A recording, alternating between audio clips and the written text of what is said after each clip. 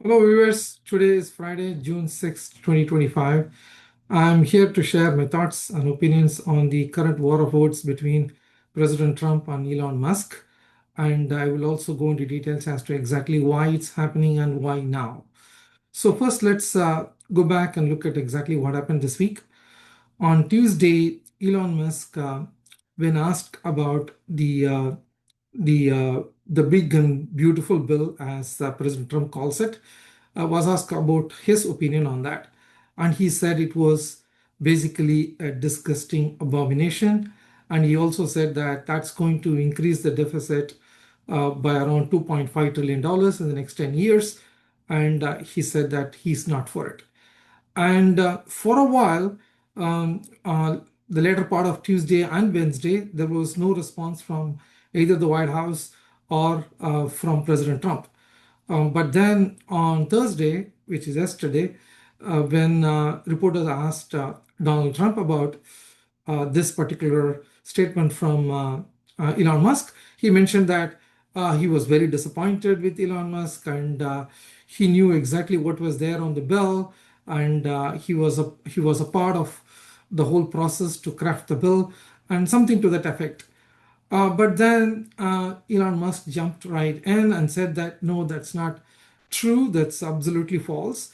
And he went on to say that nobody has read the bill because even the Congress, which and the House, which has actually approved the bill, none of the congressmen from the House of Representatives, they have not read the bill. That's what Elon Musk said. And this actually triggered Donald Trump, and he said that that is not true, and I do not know what's going on with Elon Musk, and he is kind of worried because I asked him to leave, and he was not happy about that, and then I also removed the EV credits on this bill, and that's one of the reasons why he does not like this bill, to that effect. Then again, Elon Musk came back and said that that's not true. You can go ahead and remove the EV credits, but why are you giving subsidies for the gas industry?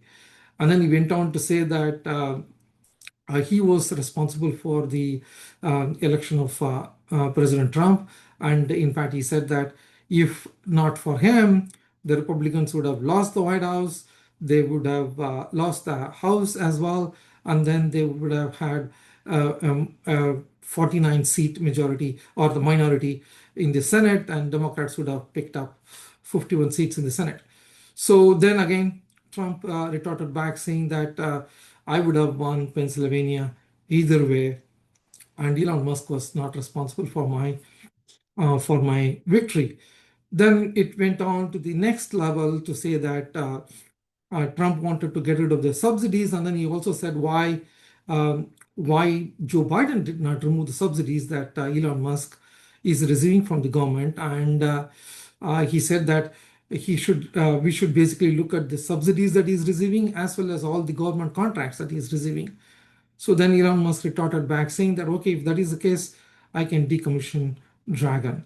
So this war of words went to a next level, I would say, when one of the users, who is basically, I think, is a Musk admirer, who came out and said that it's time to impeach Donald Trump and make J.D. Vance as the president.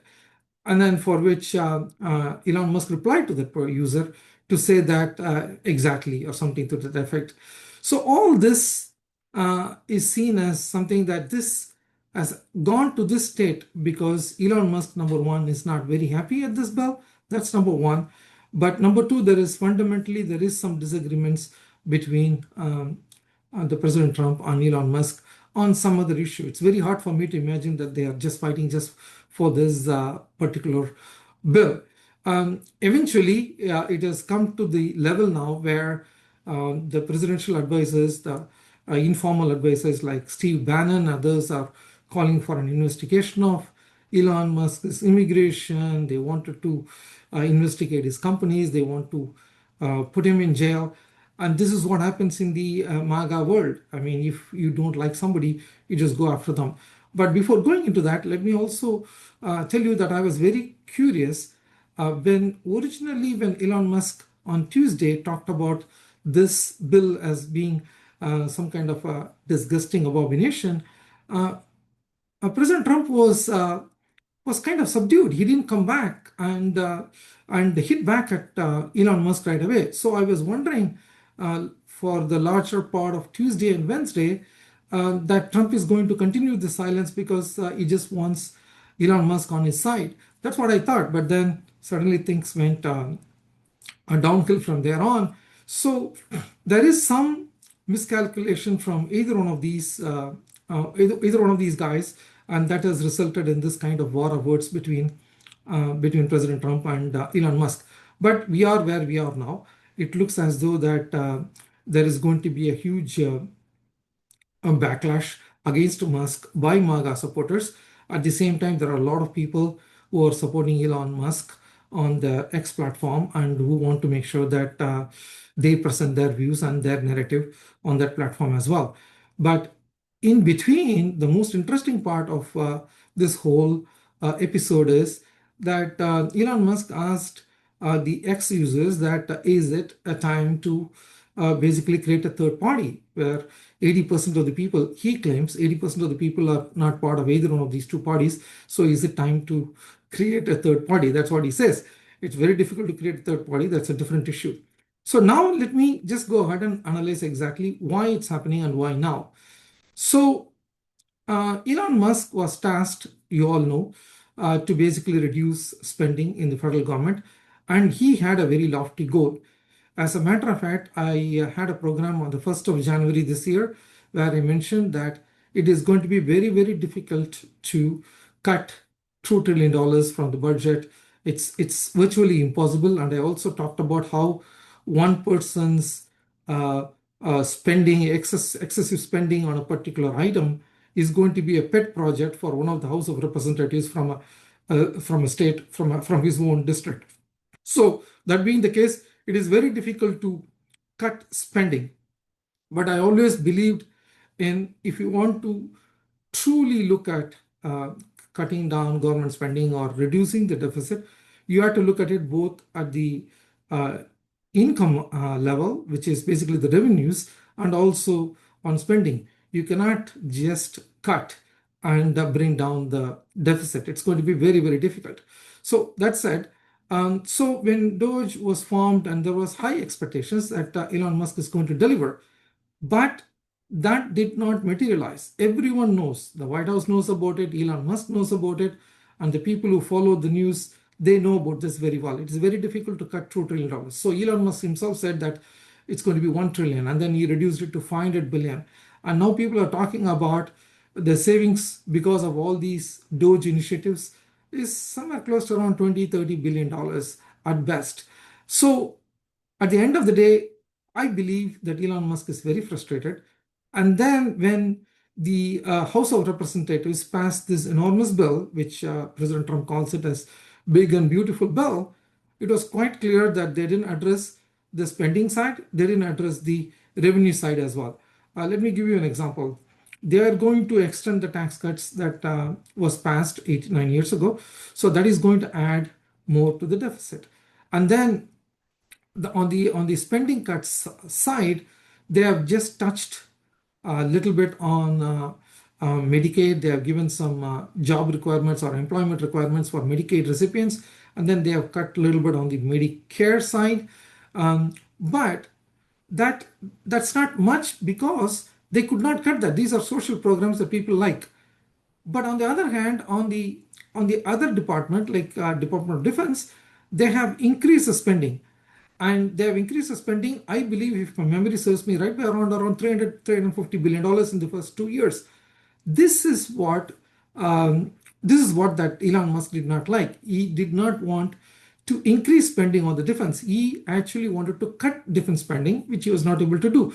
And as I mentioned before, it's going to be very, very difficult to convince these House of Representatives and senators to cut anything meaningfully unless there is some kind of a consensus among both parties. So that's not going to happen in this polarized environment. So Elon Musk was very frustrated because he was not able to make a tangible cut tangible difference in the budgeting process. And that was his first beef. Trump, on the other hand, he wanted a quick win. He did not care about deficit or debt because he wanted to make sure that he passes a bill quickly and that is adopted by both the House of Representatives and the Senate quickly, because he did not want to lose the momentum that he got after winning this election, because his honeymoon period will come to an end very quickly, and he's quite aware of that. Any president's honeymoon period will come to an end, and presidents normally would want to get things done within the first 100 days of their presidency. Worst case, in the first 6 months of the presidency, and that is what Donald Trump wanted to do. But given all this, he negotiated with the House of Representatives, and he was able to bear in mind that they have a very, very thin majority. 2 3-seat majority is what they have in the House. And then on the Senate, they have a 3-seat majority, but on the House, they have only a 3-seat, which is too close in the House. So he wanted to negotiate with everybody. He wanted to bring everybody on board. And the best thing that you could do is basically pass this humongous bill which extends the tax cut and which increases the defense spending. It cuts spending in other areas very, very marginally so that everybody is happy. This is the primary reason why I think President Trump wanted to go ahead and get this thing done sooner rather than later. And this is also the reason why Elon Musk was very upset, because the first significant initiative that he took within the administration, which was DOGE, which was mandated to cut significantly and to make a dent on the deficit, that did not happen and that did not materialize. And that's one of the reasons Musk was not very happy about this bill. So now people might ask, why now? Because he was a part of the administration. In fact, last Friday, he had an event in the White House where he was seen with the President Trump, and that was supposed to be his last day as a temporary government employee. And everybody thought that everything is going fine between the two of them when we saw all those press meets they had in the Oval Office. But it looks as though that was just a show for the public. But Elon Musk did not really like the way that this bill was structured. So now people then might ask, you are talking so much about the deficit process, the debt and deficit, and about the two-party system and whatnot. What is your solution for the budgeting process and how to reduce deficit? So I always believe that you should go back to the Bill Clinton principle in 1993, 92, when he got elected. He had passed a bill in 1993, during the first 3-4 months of his presidency, where he said very clearly that I will address both the revenue side and also on the expenditure side. So it might be very difficult to follow that model in this current day and age, but my methodology of how to look at this is, if you really want to truly cut federal spending, or if you want to really bring the budgeting process to some kind of a sanity level, you have to basically look at spending cuts should be a part of 1/3 of that amount, whatever amount you want to save, and then 2/3 should come from the revenue, extra revenue. So let's say you want to cut 300 billion over a period of, let's say, 2 years. You have to basically look at this as 100 billion should come from spending cuts and 200 billion should come from additional revenue that you need to generate. And additional revenue can be generated through higher taxes on higher income earners. And also you look at some of those carried interest loopholes. And you can also look at the Social Security. As of today, the Social Security Social Security tax is taxed only on the first $180,000 odd dollars at this point, but that increases every year. It increases marginally every year. But you can always look at the first 183,000, and then you can look at after the 300 or 400,000, you start putting back that Social Security tax. You can generate some revenue, and then from a corporate tax perspective, you can look at a model where, if you are a publicly traded company, why don't you just give some kind of a very, very marginal tax on gross sales as opposed to net profit, because you all know that big corporations know how to manipulate the system. So even if it is 0.0001% of a gross revenue of a publicly traded company, they can set some market cap level, and even if they do a very, very minimal tax on that, that could generate revenue.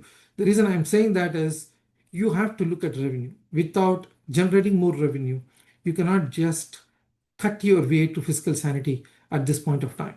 So 2/3 should come from the revenue side and 1/3 should come from the spending cut side. And also, when you look at the spending cuts, you really need to look at and analyze each and every department before cutting. One of the problems that the DOGE initiative had, they went and tried to cut in places where they did not have a clue of exactly who is doing what is the process, and how you can make that more efficient. They went ahead with a mandate of cutting X amount of dollars, and they went there and cut that uh, blindly, I would say. So that is not a good sign. Every company, even if it is a company, if you go there, you can always cut spending, but you have to do just judiciously, and also after proper analysis. That is what did not happen during those 130 days that Elon Musk was running the DOGE initiative. So nevertheless, that is my model. If you want to cut $300 billion, generate $200 billion if you want to save $300 billion, generate $200 billion in additional revenue, and cut $100 billion across the federal government, but after careful thought, analysis, and then cut. There are places where you can cut. I'm sure about that. There are wastages, abuse, and so to a limited extent, some fraud is going on within the federal government. There is no doubt about that, but you can't just like that go ahead and arbitrarily cut. You have to do some analysis and then cut. And that is possible provided both parties are willing to compromise. The reason why I'm saying this is Democrats would not want any spending cuts. Even the 1/3 spending cuts that I'm calling for, they would not vote for it, or they will not be for it. On the Republican side, they will never ever agree for any tax increases.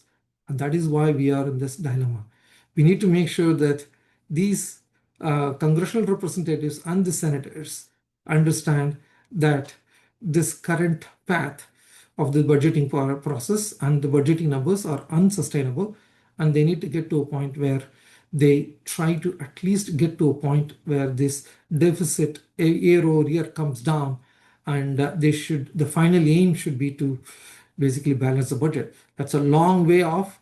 It may take even 10, 12 years to balance the budget, even with these kind of cuts that I'm talking about. So this has got to be a long-term goal, but I think it's going to be useful for the next generation if you at least get to some kind of a balanced budget scenario in the next 10 years. I do not know whether that will happen, because it requires compromises from both sides. And in this polarized world, I don't see that happening. But nevertheless, that's my take. We started off with the war of words between Elon Musk and President Trump, but we would like to at least finish off with what should happen, given the fact that this whole thing started because of this budgeting process. That's it for me today. I'll come back to you with another episode very soon. Thank you.